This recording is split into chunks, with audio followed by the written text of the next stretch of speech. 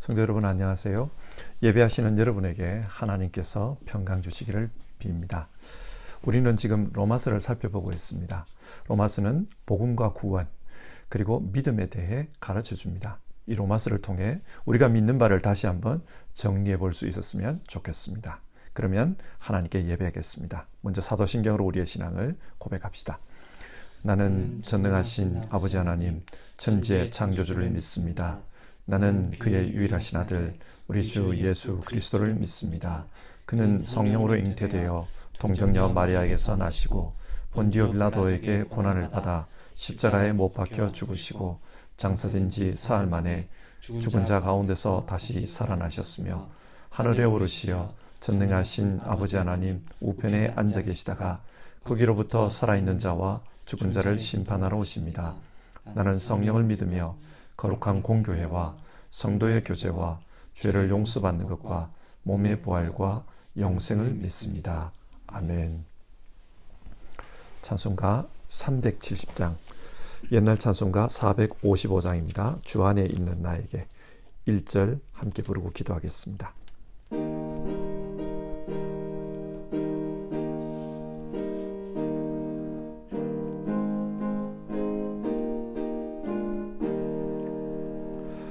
주 안에 있는 나에게 딴 근심이 있으랴 십자가 밑에 나아가 내 짐을 풀었네. 주님을 찬송하면서 할렐루야 할렐루야 내 앞길 멀고 험해도 나 주님만 따라가리. 기도하겠습니다. 하나님, 우리가 사는 세상 속에는 영적인 싸움이 있음을 압니다. 죄와의 싸움이 있고 또 우리 자신과의 싸움이 있고 또 우리의 외부적인 환경과의 싸움이 있습니다. 하나님, 이런 영적인 싸움을 분별하면서 우리가 믿음으로 또 주님 안에서 이 싸움을 잘 감당하게 하옵소서. 하나님, 우리 모두는 정말 영적으로 승리하는 삶을 살고 싶습니다. 우리에게 믿음을 분명히 말씀해 주시고 또 깨닫게 해주셔서 정말 믿음으로 영적으로 승리하는 우리 성도님들 다 되게 하옵소서. 건강적인 어려움을 겪고 있는 분들도 있고 신앙적인 어려움을 겪고 있는 분들도 있고 삶의 고통을 겪고 있는 분들도 있습니다. 그 고통 속에 있는 영적인 부분에서 주여 승리하는 우리 모든 성도님들 다 되도록 도와주시옵소서. 복음을 통해 역사해 주시옵소서. 예수님의 이름으로 기도드립니다. 아멘. 함께 읽으실 성경 말씀은 로마서 3장 9절부터 20절까지의 말씀입니다. 3장 9절에서 20절 한 절씩 교독하겠습니다. 그러면 무엇을 말해야 하겠습니까? 우리 유대 사람이 이방 사람보다 낫습니까? 전혀 그렇지 않습니다. 유대 사람이나 그리스 사람이나 다 같이 죄 아래에 있음을 우리가 이미 지적하였습니다. 성경에 이렇게 기록되어 있습니다. 의인은 없다. 한 사람도 없다. 깨닫는 사람도 없고 하나님을 찾는 사람도 없다. 모두가 곁길로 빠져서 쓸모가 없게 되었다. 선한 일을 하는 사람은 없다. 한 사람도 없다. 그들의 목구멍은 열린 무덤이다. 혀는 사람을 속인다. 입술에는 독사의 독이 있다. 입에는 저주와 독설이 가득 찼다. 발은 피를 흘리는 일에 빠르며 그들이 가는 길에는 파멸과 비참함이 있다. 그들은 평화의 길을 알지 못한다. 그들의 눈에는 하나님을 두려워하는 빛이 없다. 율법에 있는 모든 말씀이 율법 아래 사는 사람에게 말한 것임을 우리는 압니다. 그것은 모든 입을 막고 온 세상을 하나님 앞에서 유죄로 드러내려는 것입니다. 그러므로 율법의 행위로는 하나님 앞에서 의롭다고 인정받을 사람이 아무도 없습니다. 율법으로는 죄를 인식할 뿐입니다. 아멘.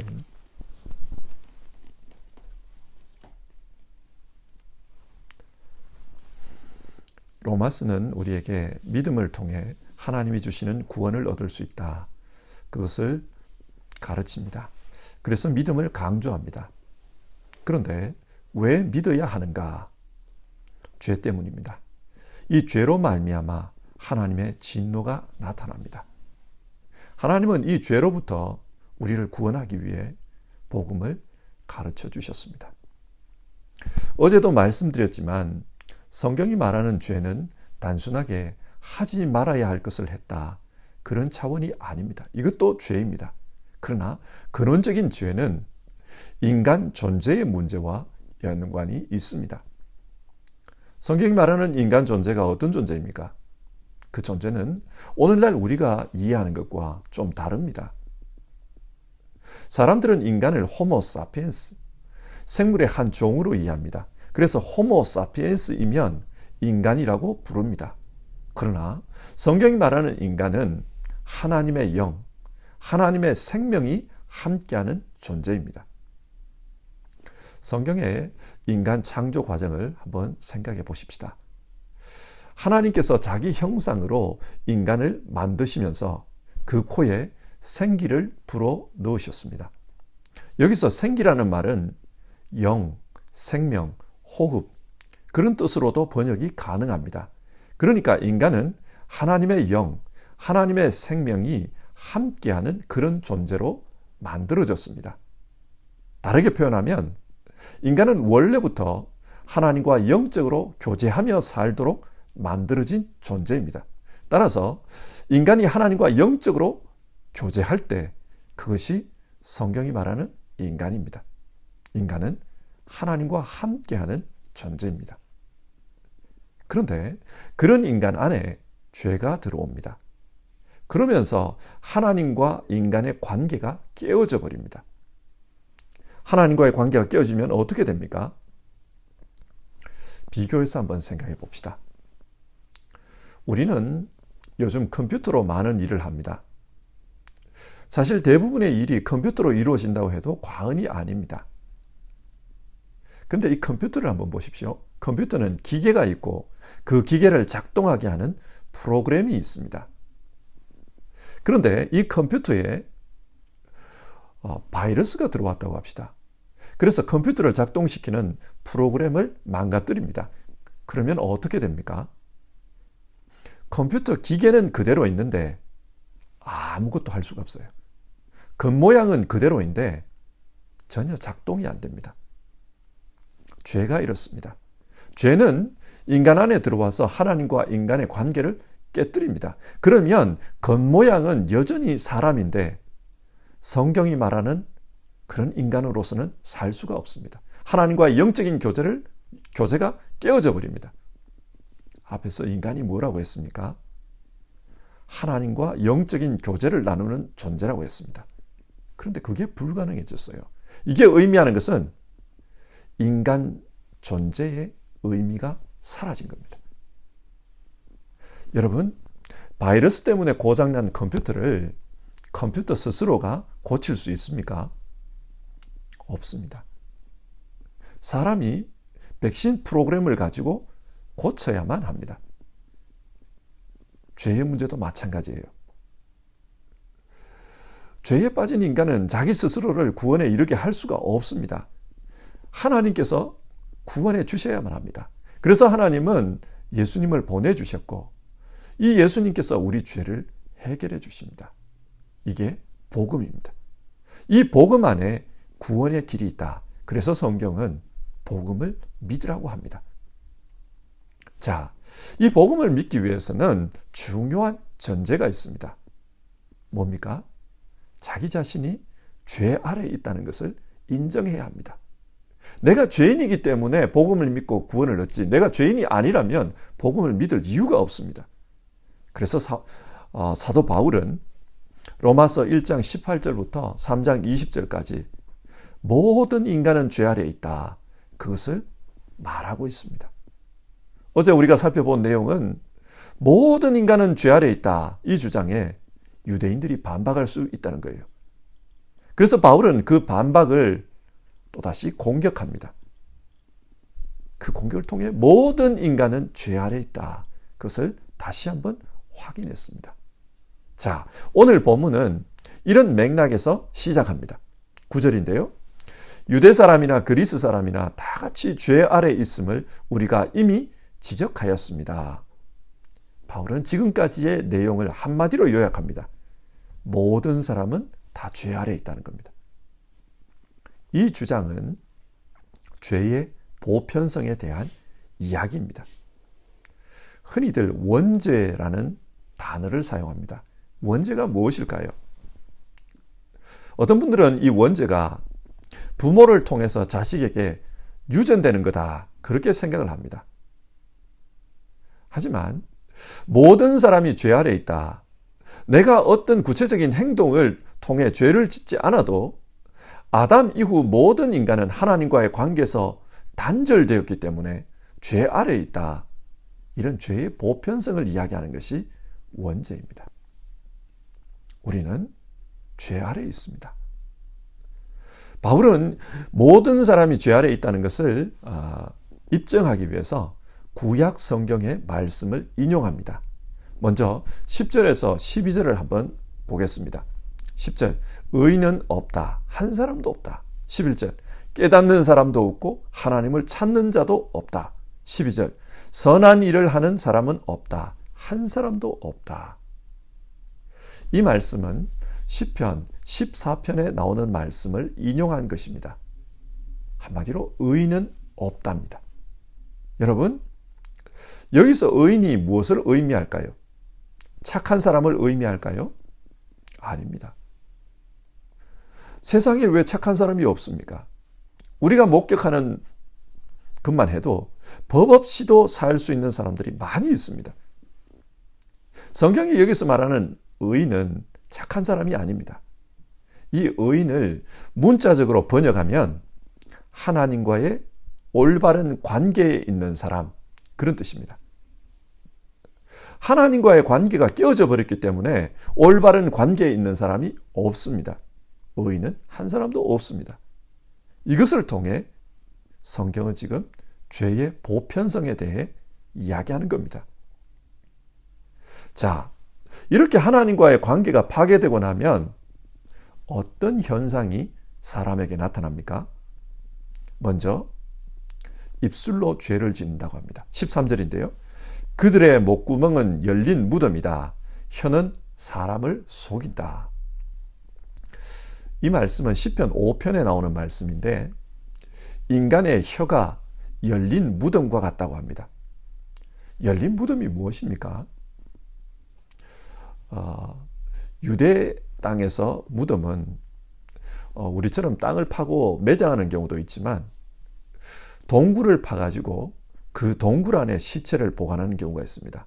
동굴 안에 시체를 보관하고 그 동굴 입구를 큰 돌로 막아버립니다. 그 무덤 안에는 시체가 썩고 있습니다. 그런데 동굴 입구를 돌로 막고 거기에 회치를 해놨기 때문에 밖에서는 보이지도 않고 냄새도 안 나요.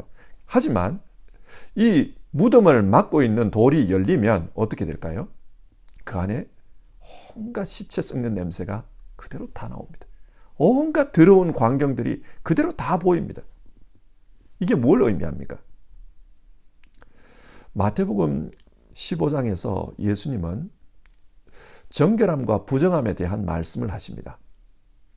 바리새인들이 손을 안 씻고 음식을 먹는 것을 보면서 부정하다, 그렇게 이야기를 해요. 그런데 그때 예수님께서 반박하시면서 진짜 부정한 것은 사람의 내면으로부터 나오는 것이다. 내면에 있는 것이 입을 통해서 나오는 것, 그게 부정하다, 그런 이야기를 해요. 어떤 것이 나온다 그럽니까? 악한 생각, 살인, 간음, 음란, 도적질, 거짓 증거, 회방, 이런 것이 나온다고 했습니다. 그리고 이런 게 진짜 더러운 것이라고 했습니다. 열린 무덤이 무엇을 의미하나? 안에 있는 시체 썩는 냄새가 바깥으로 나오는 것처럼 부패한 인간의 내면 속에 있는 그런 것이 우리의 말을 통해서 나온다는 거예요. 그렇게 나오면은 13절 보시면 입술에는 독사의 독이 있다. 그 말이 독사의 독과 같다는 거예요. 사람을 죽게도 만듭니다. 인간의 내면이 부패해 있으니까 그 나오는 말이 독사의 독 같습니다. 14절 입에는 저주와 독설이 가득 찼다. 죄로 말미암아 하나님과의 관계가 파괴되면 그 내면 세계가 부패합니다. 그리고 그 부패한 내면 세계는 말을 통해서 바깥으로 나오게 되고 그리고 다른 사람을 해칩니다. 독설을 통해서 다른 사람의 영혼을 파괴하는 경우가 얼마나 많습니까? 자기는 그냥 한 말이라고 하지만 그 말을 들은 사람들은 잠을 못 이루어요. 그 말 때문에 영혼이 상합니다. 인간의 내면이 부패했기 때문에 그런 현상이 나타나는 겁니다. 두 번째로 죄 가운데 있는 사람에게 어떤 현상이 나타나는가? 행동으로 죄를 짓습니다. 15절과 16절인데요. 바른 피를 흘리는 일에 빠르며 그들이 가는 길에는 파멸과 비참함이 있다. 여기서 발은 행동으로 저지른 죄를 상징합니다. 죄 가운데 있는 사람들은 이곳저곳으로 다니면서 가는 곳마다 사람을 해친다는 겁니다. 어제도 말씀드렸지만 인간의 죄가 어떤 것입니까? 아담과 하와가 뱀의 말을 듣고 스스로 하나님과 같이 되기 위해서 선악과를 따먹었습니다. 여기서 스스로 하나님과 같이 된다는 게 어떤 의미입니까? 내가 하나님 같이 되면 다른 존재는 나의 피조물이 되어야 합니다.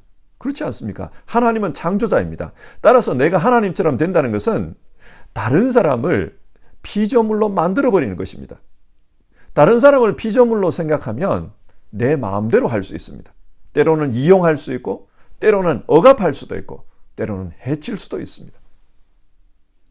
이렇게 생각하면 그 사람의 발길이 머무는 곳마다 피가 흐른다는 거예요. 다른 사람의 상처를 줍니다. 파멸과 비참함이 있다고 말합니다. 죄 아래 있는 사람은 이런 식으로 다른 사람과의 관계에서 행동을 통해 죄를 짓습니다. 세 번째로 죄 아래 있는 사람에게는 어떤 현상이 나타나는가? 18절인데요. 그들의 눈에는 하나님을 두려워하는 빛이 없다. 죄의 가장 뚜렷한 특징은 하나님을 무시하는 것입니다. 하나님을 두려워하지 않습니다. 불신앙의 죄입니다. 그래서 자기 마음대로 사는 데에 거침이 없습니다. 자기 마음대로 합니다. 여러분, 잠언이 무엇을 교훈합니까? 여호와를 경외하는 것이 모든 지식의 근본이다.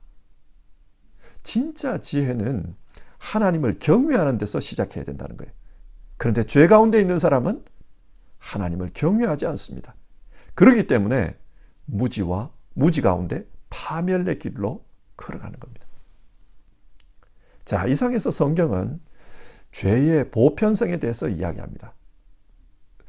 의인은 없나니 한 사람도 없다.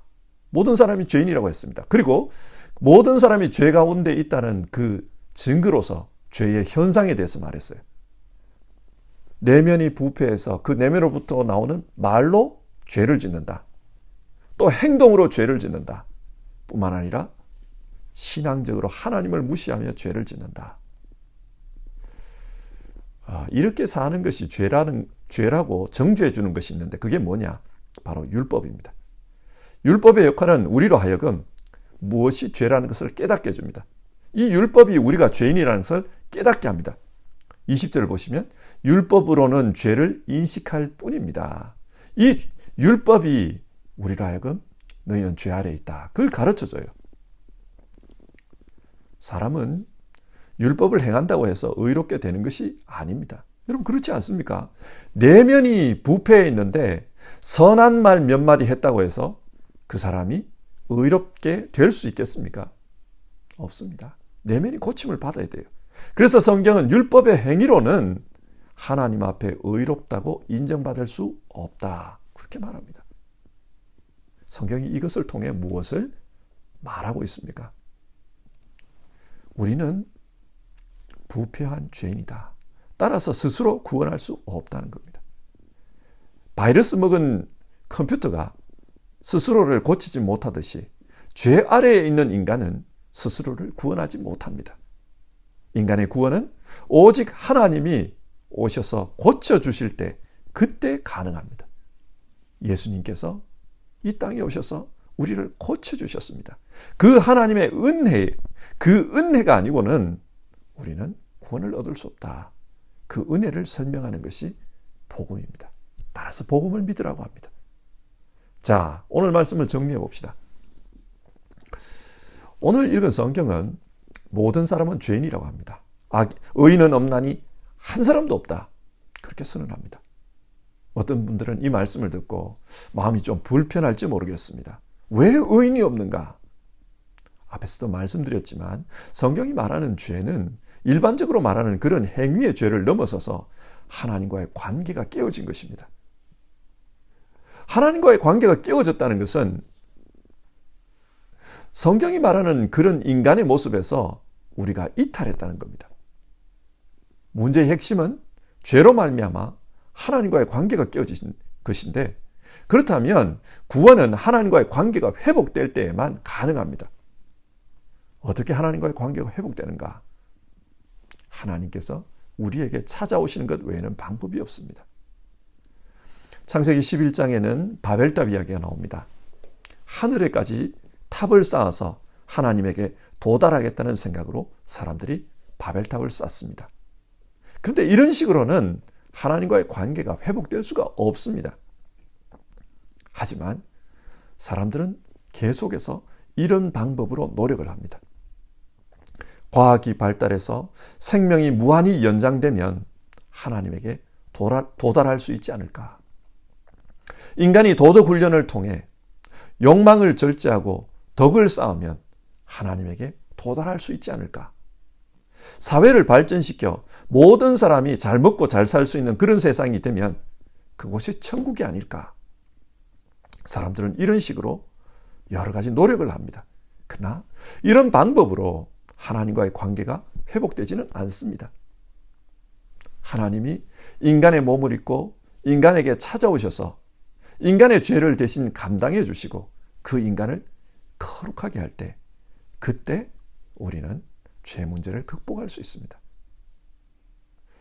오늘 우리가 구원의 삶을 살아가는 것은 십자가에 달리신 성자 예수님을 바라보는 것 외에는 다른 길이 없습니다. 내 자신의 죄와 허물이 보일 때마다 예수님을 바라보며 그 주님께서 내 문제를 해결해 주셨다. 이미 해결해 주셨다. 나는 그 주님 안에 있으면 이 죄의 문제가 해결된다. 그러므로 우리는 그 주님 바라보면서 늘 주님 안에 살겠다. 그것을 다짐하는 것이 중요합니다. 나는 주님 안에 살겠다. 주님 안에 있다. 그것을 믿고 사는 것이 중요합니다. 우리 모두 주님 안에 있다는 것을 믿고 오늘도 그 주님 안에서 살겠다. 그것을 다짐하며 하루를 살아봅시다. 찬송 부르겠습니다. 370장 4절입니다.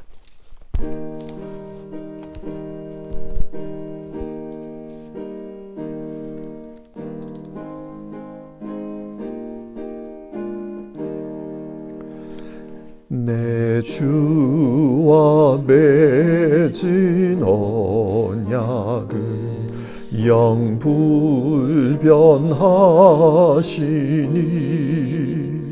그 나라 가기까지는 늘 보호하시네.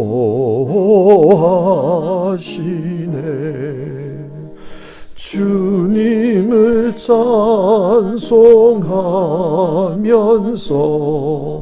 할렐루야 할렐루야 내 앞길 멀고 험해도 나 주님 나만 따라가리.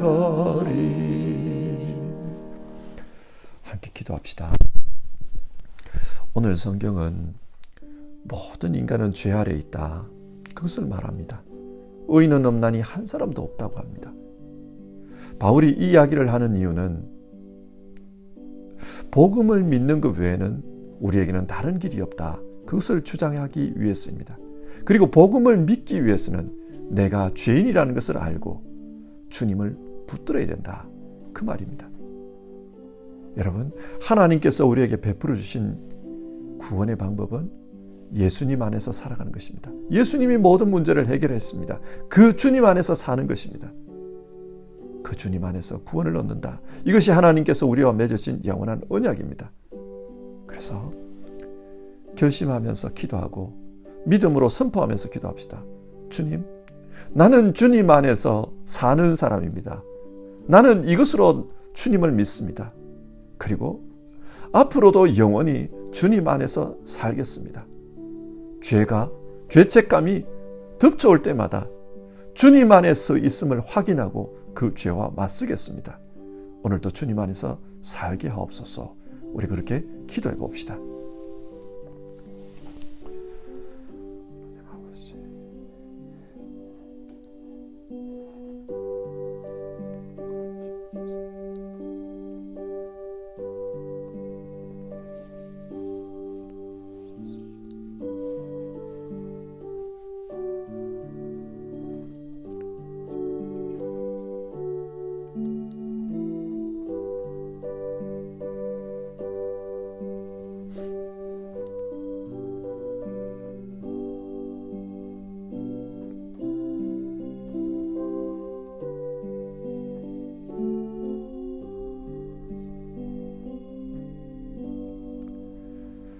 하나님, 로마서는 우리에게 복음을 믿는 것 외에는 다른 구원의 길이 없다는 것을 계속해서 말하고 있습니다.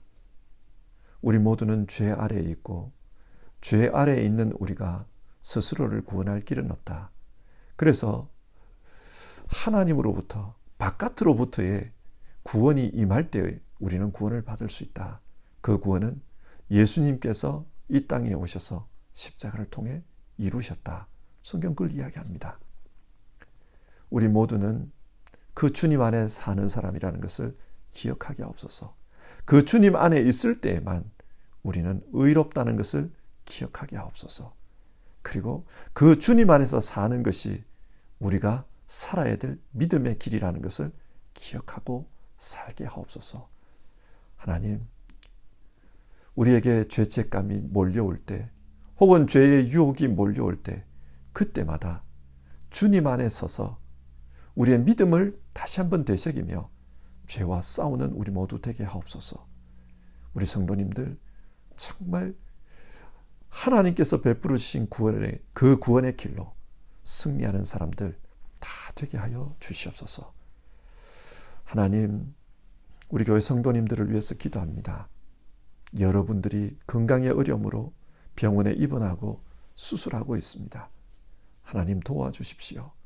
우리 성도님들 정말 어려움 속에서 하나님 붙들고 믿음으로, 그리고 담대하게 평안함 가운데 그렇게 지낼 수 있도록 도와주십시오.